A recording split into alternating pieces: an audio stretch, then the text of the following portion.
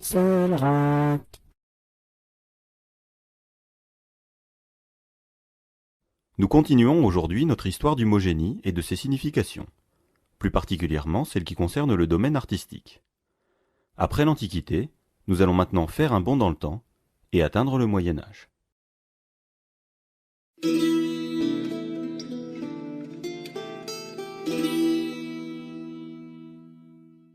Et une fois arrivés au Moyen Âge, que constatons-nous?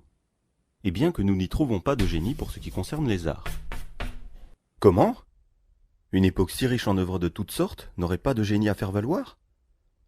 Ces architectures époustouflantes, ces vitraux merveilleux, ces tapisseries ravissantes, ces joailleries finement ciselées, ces sculptures pleines de piété, ces enluminures bigarrées, tout cela, et pas de génie pour les avoir faits? C'est étonnant.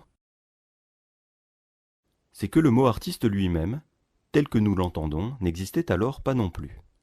Sa plus ancienne occurrence connue, dans notre sens actuel, se trouve sous la plume de Dante, dans sa Divine Comédie qui date du début du XIVe siècle. Il en va d'ailleurs à peu près de même du mot art, dont le sens était alors très différent du nôtre. Mais c'est un sujet que nous devrons aborder dans une autre vidéo.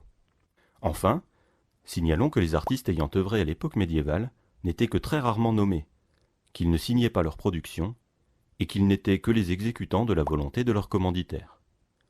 Dans ces conditions, vous le comprendrez, parler de génie n'aurait eu aucun sens.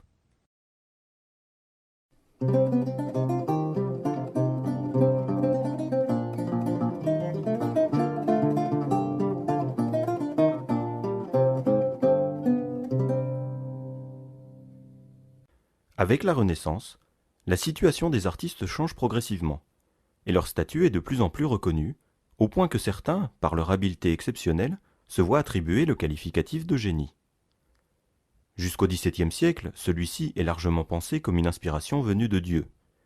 Michel-Ange, par exemple, était surnommé le divin. L'artiste était alors dépositaire d'une capacité qui, lui étant confiée par Dieu, lui donne par là même une place dans un ordre universel qui le dépasse, et un talent qu'il doit exploiter pour rendre hommage à celui qui le lui a confié.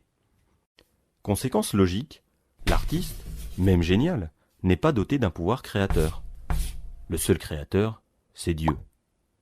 L'abbé Batteux, homme d'église du XVIIIe siècle, mais dont la pensée est sur ce point dans la continuité de celle du XVIIe, le résume ainsi. Le génie qui travaille pour plaire ne doit donc ni ne peut sortir des bornes de la nature même. Sa fonction consiste non à imaginer ce qui ne peut être, mais à trouver ce qui est. Inventer dans les arts n'est point donner l'être à un objet, c'est le reconnaître où il est et comme il est. Et les hommes de génie qui creusent le plus ne découvrent que ce qui existait auparavant. L'homme, quel que soit son talent, ne peut donc sortir des limites qui lui ont été fixées, quand bien même il serait un génie. Et s'il semble créer du nouveau, c'est parce que l'univers est infini, et qu'il s'y trouve donc toujours de nouvelles choses à découvrir.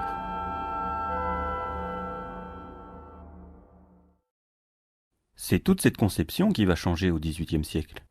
Le tournant rationnel qu'il connaît, et la recherche d'explications plus scientifiques, marquent l'époque des Lumières, et interdisent de se contenter d'une explication aussi surnaturelle.